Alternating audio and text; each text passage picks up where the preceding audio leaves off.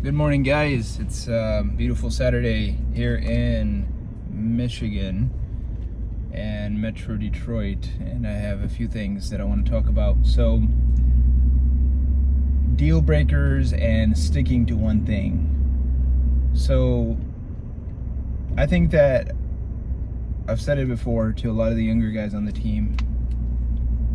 One of the greatest ways and the easiest ones to not ever get successful, to not ever make a lot of money, to guarantee that you're not going to be successful, is to keep switching your career, is to keep switching your job, is to keep switching what you specialize in. Because the very word specialize means that you stick with something long enough that you become one of 100, one of 1,000, one of 1 million in the world. You become the best at something. And to do that, you have to stick with it. And if you stick with it and you do that, you become an expert, you will be paid a lot of money to do that job. And that means whether you get paid as a W-2 or a 1099 or whatever have you, as an owner in a case schedule. The point is, people will pay you a lot of money if you're the best at something. If you're LeBron James or you're Tom Brady, you make all the money, right? And you could be the LeBron James of auto repair, right? You could be the Michael Jordan of plumbing. Now you make a lot of freaking money. I know it's not as sexy, but go talk to the top 5 plumbers in the United States in terms of what they get paid, or if they're in the equity position, you'll learn very quickly that the compensation is not very far off. If you're the LeBron James of anything, you're gonna get paid like a LeBron James. You're gonna get paid millions and millions of dollars. And to do that, you have to stick with it. So that's that. Now, why don't people stick with it? Well, okay, so I read this really interesting study that people quit 70% of the time because of their boss. Holy crap.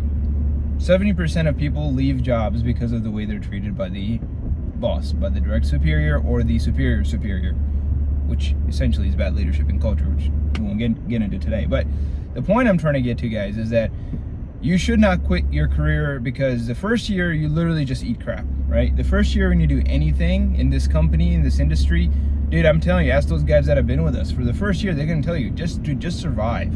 Like, don't even worry about growing, dude. Just freaking survive. Make it past the first year.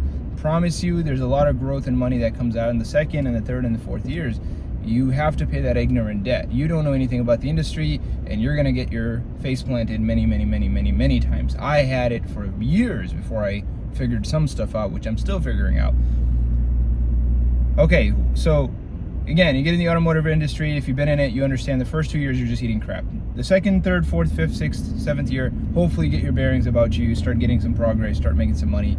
You start getting some confidence in the work that you do, whether it's sales or repair or diagnosis, doesn't matter. You start feeling good about it, and you start realizing, oh, it's just another one of those. It's another Equinox. Oh, timing chain on a 2.4. No big deal. I can do that. Another leak on a Honda. I don't know. Like, you can figure that stuff out. It gets easier and easier and easier. So if you switch industries and you're like, no, I'm gonna go be a plumber now, well, you're gonna start all over. You're gonna have to figure out how to get those pipes off. I don't know what plumbers do, but I promise you, the first year or many years, you're gonna be eating crap all over again, which means what? You're gonna start at the bottom of the totem pole on pay, and it's gonna suck. I mean, everything sucks in the beginning, and everything's great when you're a master. Just, those are some principles for life. If you're the master at something, it pays you tremendously, it's gonna be easy for you, and it's, again, I'm saying the same thing, but it's the same, nothing is hard and everything is hard. It just depends on where you are in the cycle. So it would be silly to go back to first grade over and over again when you could just finish high school and just stick with it because you're in like junior year and calculus is hard. So you don't just be like, you know what, screw this, I'm gonna go back to first grade. That's literally what people do, man. They're like, oh, I don't want to finish. What do you mean you don't want to finish? You're in 11th grade, man. Just finish this freaking class, get through it. Promise you, you're gonna figure it out. Don't go back to kindergarten and a new school. Okay, so career again, you shouldn't switch unless you physically can do it, and those are very, very few and far between reasons. The next thing I'll say is you shouldn't quit jobs either. Jobs as in you shouldn't quit companies. Unless there's no future in the company. So let me explain what I mean by that. Okay, so again, we said most people quit their jobs because of their bosses. And I think that's very fair because if the boss is a sinking ship, right? If the leadership is, or lack thereof, is a sinking ship, you don't want to be on that team because they're not going anywhere. I'll give you guys a great example, or a poor example rather. I've been visiting a few shops here in the area. There's a couple of chains of shops that I visited. These owners, they first of all couldn't get a hold of them because they were always out of shop. These guys at some point, some of these guys that I'm visiting here, had multiple locations, 5, 6, 7 locations, and they're down to 2 or 3. And when I spoke with the managers on site, they were saying how they've been shrinking the last couple of years and they're losing talent. Boss isn't interested in the business like he used to be. You know what? That might be an indication that you shouldn't be on the team, right? Especially if you're trying to grow, trying to make more money, you're trying to get, you do things in life that you dream of, get your dreams to come true. Well, you're not going to do it with a company that's losing sales year after year in an industry that's growing. Very interesting point, by the way. If the industry is growing and the company's not, maybe that's a good indication that you need to leave, right? Another one is investing in the team, right? So I believe very strongly in the fact that the direct superiors and the guys that are in the leadership positions should be pouring into the people that they're managing, right? I don't believe in managing people, by the way. It's a whole different discussion. You can manage systems, you can inspire people, but you can't manage people. More on that later. But what I'm trying to say is that if your leadership isn't pouring into you, if your leadership's not available to answer your personal questions, not just how do I get this car fixed, how to get that customer get sold or whatever, if they can't answer your questions regarding how you feel about your job, how you feel about your life, what your goals should be, if you're like, hey boss, how do I make more money, right? Which, by the way, we don't call each other boss around our company, we're all brothers. But for them, some of you guys listening in the industry, if your people are coming to you and they're asking questions like, hey, how do I make more money? And there's no one to answer that question, you're probably going to lose that guy or that girl, right? You can't have people come to work every single day and not know where the hell the ship's going. It's very important that everybody, if they're coming to work and putting a logo on their shirt, they need to understand where the ship's going. They need to understand where the ship's going in the next year, the next 5 years, as best as you can possibly explain it to them without giving all the details, which is something that I struggle with. I need to stop being as too transparent. It's something I've been guilty of, because then sometimes things get a little fuzzy because then people start. Anyway, point is, transparency is an incredible thing. And honestly, I still don't believe there's such a thing as being too transparent. I think, I will take the bad that comes with being too transparent versus the bad that comes with not being transparent. That's fine by me. I'd rather be guilty of sharing too much than not sharing enough. It's fine by me. And I think, you're always going to fall on one side or the other. I try to be in the middle, but it is what it is, right? I would rather you leave because I told you everything and you didn't like it, versus you're like, dude, I just don't know what's going on. I don't feel like I can trust anyone here. That's fine. I don't want to be that guy that didn't tell you, and then when you're leaving and I'm like, oh, but wait a minute, that's what we're doing. Oh, you can't leave. Like, dude, no. I'm going to tell you everything right up front and in the middle and in the end, and that's my goal. And I might overwhelm you with information. I might overwhelm you, but you're never going to say that Zane didn't communicate with me what was going on. Zane didn't communicate with me where I was headed. Zane didn't communicate with me what would be in it for me if I stuck around and did XYZ like he said. I'm going to tell you what is expected to get what you want, right? If you say I want to make $500,000, that's fine. You can make $500,000. But you got to do the things that are worth $500,000. I'm not the Santa Claus, right? We believe in that the market will decide what you're worth. If you can run 3 locations, 4 locations, you can manage 10 million in revenue, 8 million in revenue, 12 million in revenue, you're gonna make over $500,000, I promise you. And I'm putting this on record, right? Any of you guys that can handle that, come to our company, or the guys in our team. If you can manage multiple locations, you can make $500,000. And again, maybe that's not what you want to do because of the stress that it comes with, because of the fire that it comes with. It's going to put a strain on your life. I don't recommend it for everybody. I don't think everybody should have to ruin their personal life if they're not cut out to do the job, right? That's a whole different discussion for another day. But the point is, I'm going all over the place.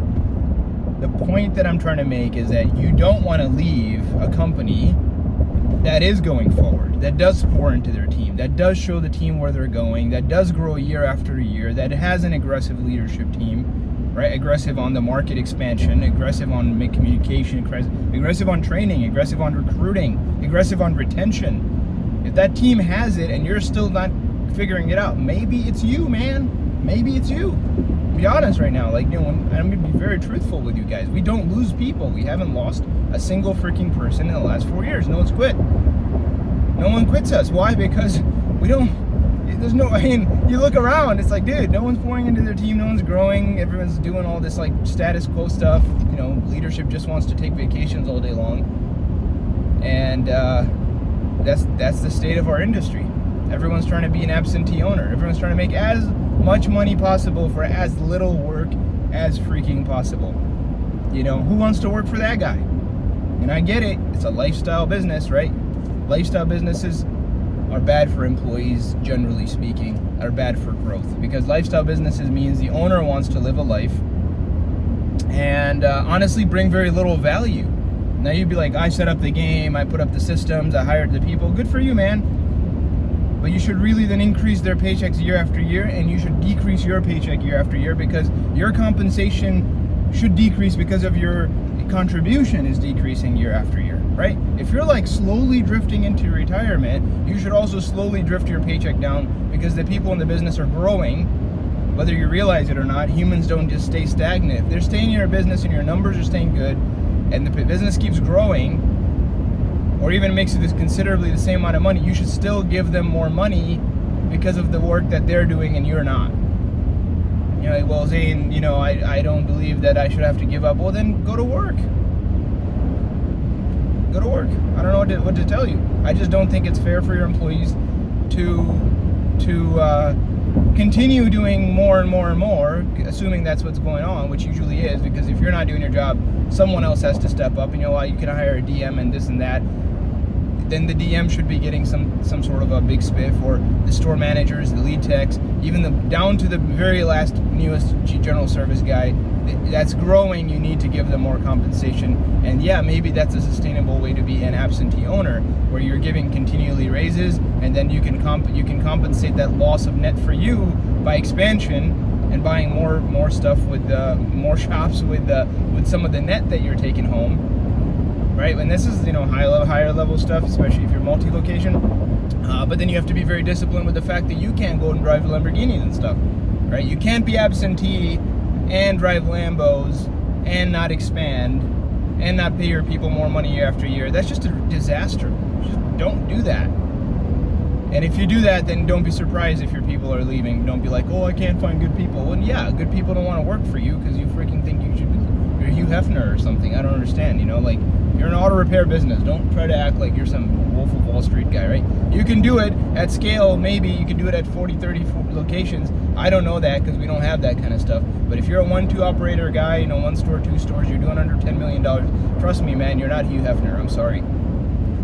And again, this rant started out by talking to my team about staying in the industry, because I think that this industry is phenomenal, and I think this is something that has been forgotten because of bad leadership. As I just mentioned, a lot of people think they're Hugh Hefner. Man, again, if you work for a guy like that, I'm sorry, I would encourage you to go look out and see what kind of other leaders are out there, because there are a few and far between really good leaders, good leadership teams that'll pour into you, that'll take you under their wing, show you the future, double, triple your pay, assuming you're willing to put in the work and stick to the game, and you can stick to the art of fixing cars or selling auto repair and be part of a team and not be selfish, and put in the effort and put your money where your mouth is and work on Saturdays like I have been for the last 15 years.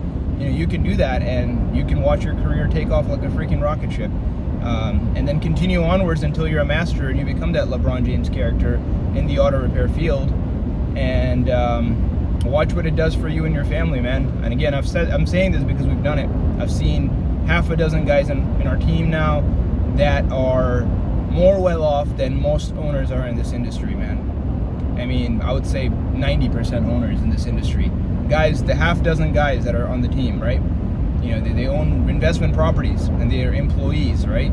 Well, that's what happens when you become a high-level guy. And the crazy part is not one of them has even hit the 10-year mark in the industry. These are young guys. These are all every one of them is in their 20s still. I'm proud of these freaking guys. Watch what they do, right? You stick to the game, you become the best, and watch what it does for you. And to say nothing of the fact that now they're lifting other people up under them so they can also do the same things. Guys, I hope that's helpful. Whether you are on our team or you are someone who owns a shop that's watching this, I know that's pretty much all of my 100 subscribers. I promise you this is advice that I have seen work, what builds incredible cultures.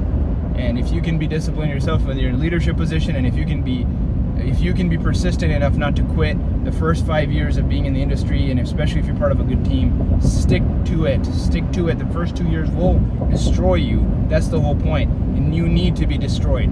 If you're gonna get anything out of this, you need to be destroyed, because the version you are right now, the person you are right now, is not worth what you want to be worth. So yes, you should be destroyed so you can be the person that you're supposed to be. Thanks.